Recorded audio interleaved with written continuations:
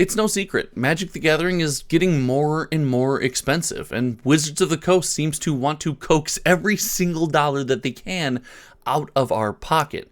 And a main way they do this is through the Collector Booster Box. Now, just because we often view the Collector Booster Box as a beacon of greed and high prices and crazy unobtainable things doesn't always mean they're all bad. I'm a big fan of several Collector Booster Boxes, actually. So there's 4 that I want to break down today, each what I would consider to be wildly successful for a unique reason. And then I want to ask you guys how you feel not only about the 4 boxes we discuss in today's video, but Collector Booster Boxes as a whole. What makes a successful Magic the Gathering product is something that I have been passionate about chasing over the last 2 years here on YouTube. We've been covering Magic for like a year and a half, approaching year 2 at this point, and I have been just fascinated by the litany and parade of products that are placed before us and how we, the Magic the Gathering community, choose to spend our hard-earned money. Heck, it drove me to create the project Cardboard Finance, where we track every single sold listing of sealed product for major Magic releases on TCG Player, and then we track those prices over the long term and see how these products are reflected as far as community involvement and, yes, us spending the green in our wallet. And the Collector Booster Box has always been, let's call it, wildly fascinating. It's something that I have always just been blown away by, how much the community loves or hates various booster boxes. So today I picked 4 booster boxes out of the ones that we have talked about so far out of Magic's recent history. Well, the Collector Booster Box is only part of Magic's recent history, but you get the gist. I picked 4 Collector Booster Boxes, and I picked these 4 because I believe each is a wildly successful Collector Booster Box, and neither for the reason of the one before. They all have unique reasons for being successful. So today I want to break all those down, and if you like content like this and you're enjoying your time on the channel, make sure you hit subscribe. We're racing to 8,500 subs. If you guys want to check some of this out, it can all be found, all this sales data, history, and everything can be found on cardboardfinance.com under the individual set. If you go to the details tab, you can actually break down the price, the sell-through rate of these Collector Booster Boxes on TCG Player, and I think it's valuable information. It's supported by the channel members here. It's $5 a month to help support this project. Click the link in the comment section below. But without further ado, I want to talk about the very first Collector Booster Box, and yes, this first panel is not a mistake. It is the Universes Beyond Fallout Collector Booster Box. Looking at a bit of price history here, we know that this thing came out to a lot of fanfare. There might have been some possibilities that it was released on Amazon at an incorrect price, as well as the Collector decks, Commander decks, and Ravnica Remastered. Gosh, I wish there was a remastered Collector box in here. Dominator Remastered was close. I'm a big fan of that set.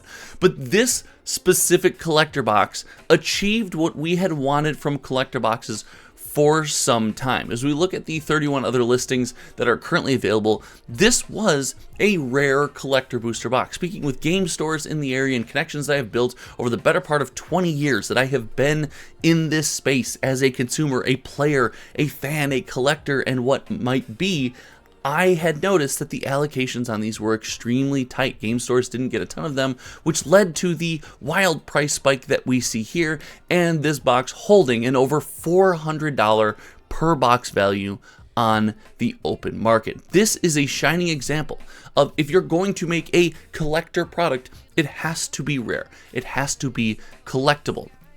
And while this product had flaws, mainly that it might be rare and collectible, but it was never readily accessible, right? That is okay, because it did come with the Commander decks. It wasn't required to play the set. It wasn't a barrier for entry, and it was something that Magic the Gathering fans could really get in on. But that accessibility is something I want to sink our teeth into and remember as we talk about this next box. But this Fallout Collector Box is the first example of a Collector Booster Box, and it did it through the idea of scarcity. And when we think, again, collections and collectability, we think Collector Booster Box, and or historically we haven't, because heck, we've seen some on Amazon for $90 or $80 or whatever it was. But this was the antithesis of that. And I want to point out, just while we have this conversation with the video, I'm not a fan of just high prices for high prices sake. This is not something required to play the game. We as fans can go out and buy the Fallout Commander decks and jam games and have a good time. I think Magic must be attacked from all corners,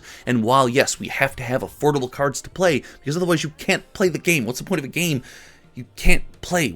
I just don't understand the point. There also has to be collectible things and valuable things for people who want to attack the Magic the Gathering pie from that direction. But moving on, I want to talk about a recent collector box from Standard, and it's none other than the Lost Caverns of Ixalan collector booster box. Now, as far as if we look at value of the box, how much the box costs over the time it's been on the market, this might be the most wildly successful collector box, not only on this list, but maybe that we have ever seen. We see this box currently going for $360 on the secondary market. And remember, Lost Caverns of Ixalan was released at the very end of 2023. This is not an old set. If you follow along with some of my other videos, you will know that I often have a complaint of games that come out, have crazy expensive boxes, and they've been out, as I call it, for 5 minutes, right? This is a set that in Magic the Gathering terms has been out for 5 minutes. But this collector box is successful because it represents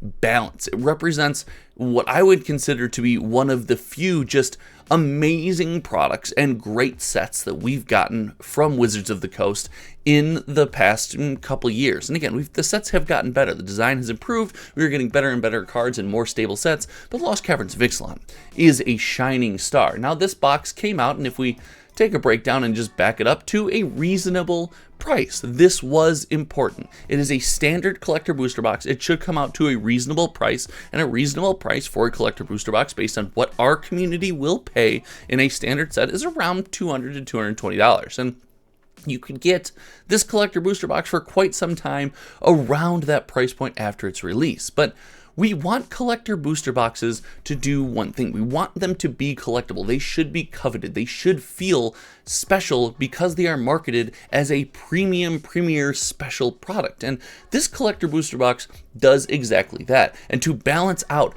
that early accessibility, saying, hey, there was a time, everyone look at yourself. Everyone who's mad about the price of this product, look at yourself in the mirror and say, there was a time you could have gotten this product for $200 to $220.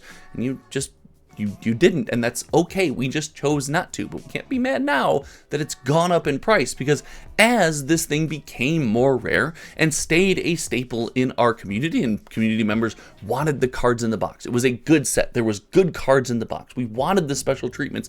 Everything seemed to hit home. The collector box price rose. This is exactly what you want to see, a world of Magic the Gathering where the good sets thrive. People buy the boxes and spend more money on the boxes with the good cards in them, and the community are happy with their purchases, especially the early adopters, people who buy sets super early. This was a massively successful collector booster box because it checked a ton of boxes for me as far as accessibility, value over time, and the iconic nature of the product, which, less to do with collector booster box, more to do with the good set that it's tied to. But this was an absolute win. And so I love this collector booster box for its own unique reason. But the next collector booster box is maybe the most controversial on this entire list. I want to follow the Lost Caverns of Ixalan booster box, the booster box that came, in at a good price, constantly went up, skyrocketed, tons of crazy cards, with an extremely controversial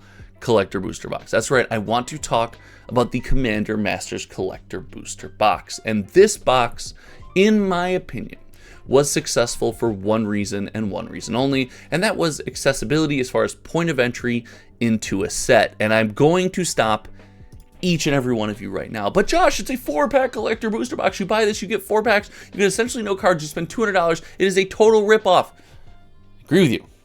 I didn't like the whole Commander Masters price model. I didn't like the breakdown. I didn't like the fact that they took what was maybe Magic's most popular and casual format and made it one of the most expensive sets I had ever seen, with an attempted $400 set booster box. Almost, there was thoughts the set booster box would go to $500, and that to me was terrible. But as far as having to evaluate products in that set goes, the collector booster box represented a point of entry where we as Magic fans had proven we are willing to spend this much money on a single product before. And because of the unique nature of Commander, the idea of getting cards to bling out your deck, the reprint nature of this set, and the idea that you're in a singleton format, you're only chasing down one of every single card. This collector booster box actually kind of worked. It was a weird way to have the collector box be an entry point for a product, or the most accessible point for a product, the cheapest way to get in on the sealed box, not including, you know, commander decks and play pieces and stuff like that. But this was a unique experiment. I think the Commander Masters experiment was a failure. In fact, I do a whole video. You can check it out. All my videos on this channel about Commander Masters, about how the product didn't sell until the price came down to a reasonable point that we, the consumers, would actually pay. But this collector booster box did represent a way for people to get in on their most favorite, or what was supposed to be the most hyped set of the year. And I think Commander is a wonderful place for special showcase variants of cards, portrait variants of dragons and things like that. Commander's a wonderful space for that, because whatever you have is often either shown off constantly in that Commander slot, or it is pulled out of the deck and it's a surprise when it hits the table, because it is a singleton format. You only need one of it. You don't have to buy 4 of these things. This was a really weird successful product, but successful in its own right, as it carried a lot of Commander Masters. And in fact, to use, you know, kind of show some of the benefit of cardboard finances, were cut off by the timeline on TCG Player. We go over cardboard finance here. We see the collector booster box was the best-selling product with an average cost below $200 in all of Commander Masters. So this is just, it's a weird one, but I gotta tell you, without the collector booster box, I think Commander Masters, and maybe the most important Magic set of 2023, maybe because the next set is kind of a banger, would have not been nearly as welcoming or as good without it. So I think this is a successful collector booster box, but not for the reasons that the last one is. And for those who have followed the channel and who have followed kind of the sell-through rate of products and how Magic the Gathering sets do and perform on the secondary market, and how we, the fans, buy products, you would know Lord of the Rings, the collector booster box,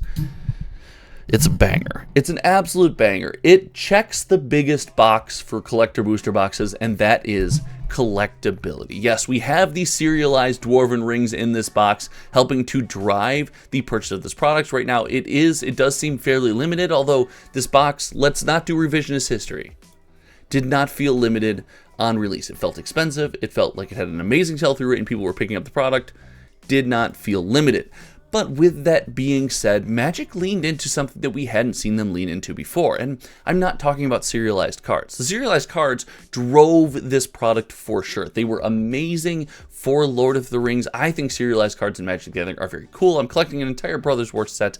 I really like that it doesn't affect the gameplay and it's something cool, little tokens just to chase down and collect. But this dug in deeper. The serialized cards they pushed the limits. It was a serialized version of maybe the most popular Magic the Gathering card of all time in Sol Ring, and the one-of-one pushed early sales of this box. But Josh, if the one-of-one pushed sales of this box, why did it keep selling after Post Malone bought the one-of-one? Well, we're here to tell you today, they leaned into the limited nature of non-serialized cards. They actually told us how many Sol Rings of Elvish, Dwarven, and Human Sol Rings were going to be printed outside of the serialization process. So those alternate arts with the different languages on them, whatever it might be, we got numbers on those. And Wizards of the Coast doesn't often tell us how many of a card is going to be printed. This was a brand new way to approach the community, and we 100% took to it. It's safe to say that we loved this product and we ate it up, as it was the best-selling product in Magic's